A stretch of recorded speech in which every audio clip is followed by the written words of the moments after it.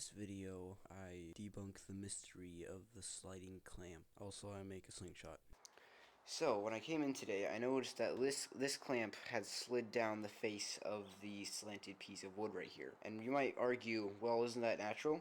I think not. I had it clamped up very tightly, and it hadn't slid down when I left it. And if you look very closely, you can see some very small grease smudges.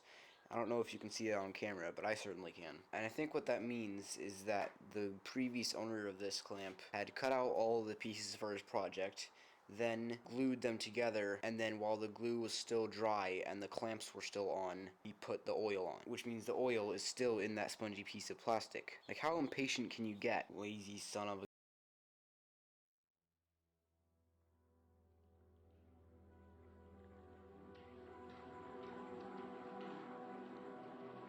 Artlist.io.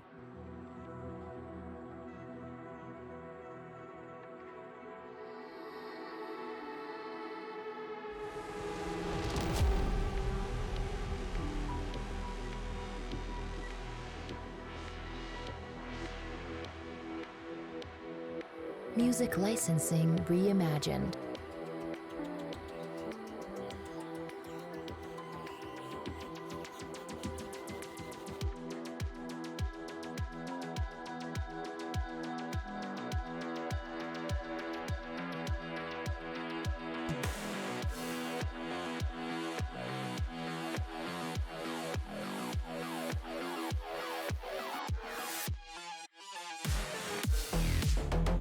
Artlist.io.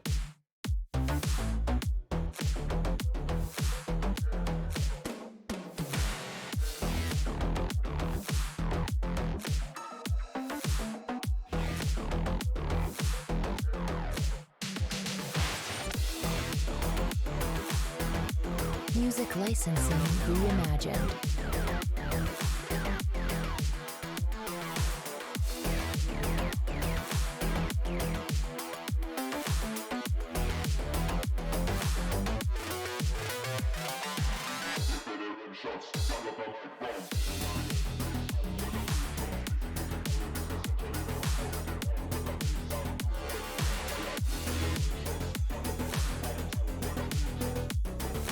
Artlist.io.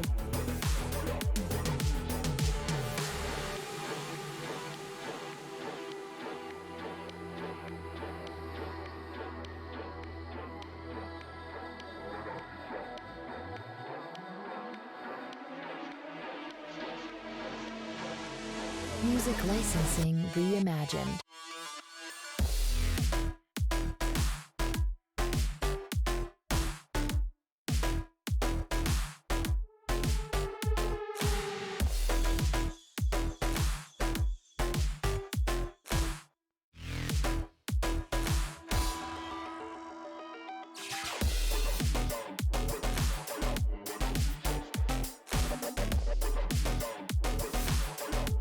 Artlist.io.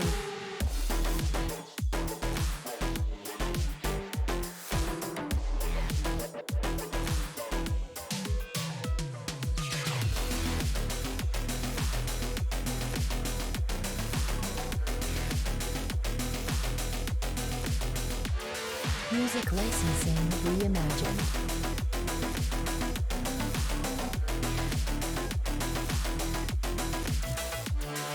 So the next part, now that I have most of the shaping done, is to round off the edges up here, and that's very important because that's where the bands will be, and there'll be a lot of pressure on that point right there, and if it's too sharp, the bands can get cut. So you want to make sure you round all the corners and edges right here. Artlist.io.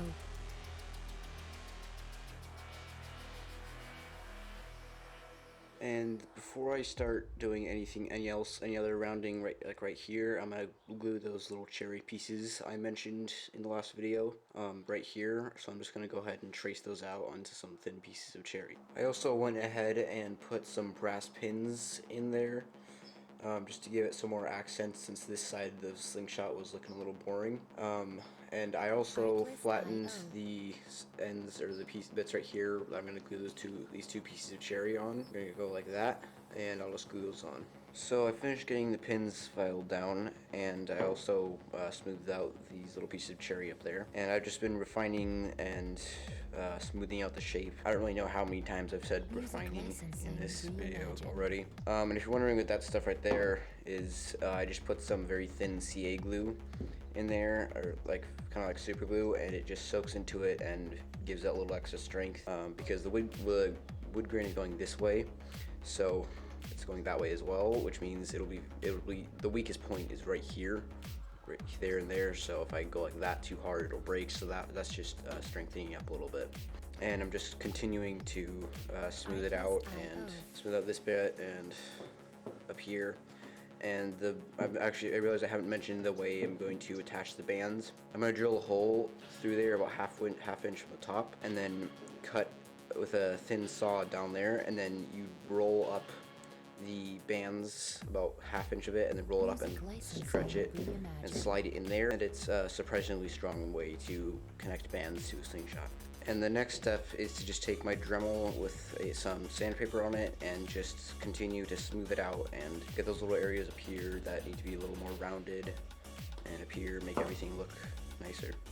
And it also helps to sand out some of the deeper scratches. So I finished doing the fine tuning with the Dremel, and now I'm just going to drill the holes in the fork tips. And I'm using a 1/8 inch drill bit. Reimagined.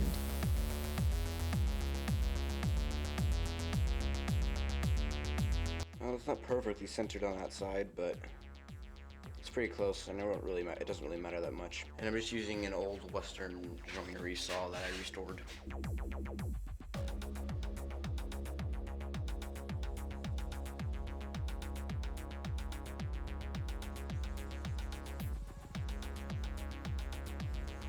And now I'm going to widen the slits with my Japanese saw. It has 2 teeth aggressivenesses. I'm using the finer one. And then to make sure the bands don't get cut, I'm going to take a triangular file, or you could use the corner of a normal flat file, and just round the edges of the slits over so the bands don't get cut.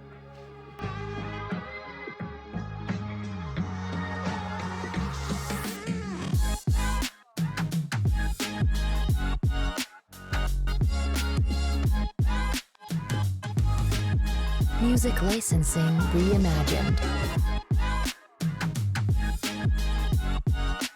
Now I'm going to use a little bit of super glue to fill in some gaps, like right there and a few other places. And after this dries, I'll start the process of sanding it. And one tip that's always very important when you're sanding stuff that's going to be polished and you really don't want scratches on it, sand with the grain, like this way, because that seriously decreases the scratches. If you sand this way, it's very, very noticeable. There's a lot more scratches. So sanding this way up and down with the grain helps a lot with scratches. Here it is at 80 grit. If I had 60 grit sandpaper, I would have used that, but I didn't have any, so 80 grit works fine. So here it is at 220 grit. I forgot to show it at 150 grit, but it was a little rougher than this. The next grit is 320, and after that, it's mostly just really fast, because it's usually just up to 220 or 320 that it's kind of a pain in the butt, because you're always looking for scratches and stuff. But past 320, it's really fun. And if you remember from the technically second video that I did, my shop was still kind of cramped, but if you remember right here, there's a bunch of shelves from an old work van. So I got a bench right there, got my little 1x30 belt sander, my crappy scroll saw, and my trash bag nailed to the wall, so I can just yeet trash into there from across the room. Also, my table, I put diagonals on it, so now it is rock solid. I also put a shelf under there, so I got my glue, my varnish, epoxy tape and screws and stuff. Screws I just use all the time. I got my hand planes right there, my Dremel, my drill press vise, my clamps back there, one back there too, and my jigsaw. And then right here is where I'm going to put another bench. And if you remember that low workbench that I had right here, I don't really know what I'm going to do with it. But I also have a 4x36 belt sander with a disc sander. It's a Ryobi. I'm going to put that thing right here. It's going to be a huge upgrade because it's going to be so much better than that thing. It's bigger, its disc sander is more powerful. It's just going to be better. So I'll show you that probably in the next video. I didn't show it at 320 or 400 because not that much happened. But it's looking pretty nice. It's at 500 right now. You can see some figuring coming through right there, which I'm very happy about. And there's also some more right here. The brass pins are looking very nice. Next grit is 600, then 800, and I'll probably show you at 1000. And here it is at 1000 grit. So I'm going to go to 12,000, then 1500, and I'll show you what it looks like there. So it's at 1500 grit right now, and it's really starting to look shiny, especially right there, down there. I really like how that's turning out.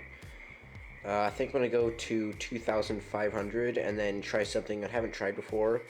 And in the areas where, just because of the grain, it's a little less shiny, like right here and up here a little bit, and right down here, I think I'm going to try going to 3,000 so it all looks evenly shined. So I'll show you what it looks like then, and then we'll put the paste wax on and make the bands.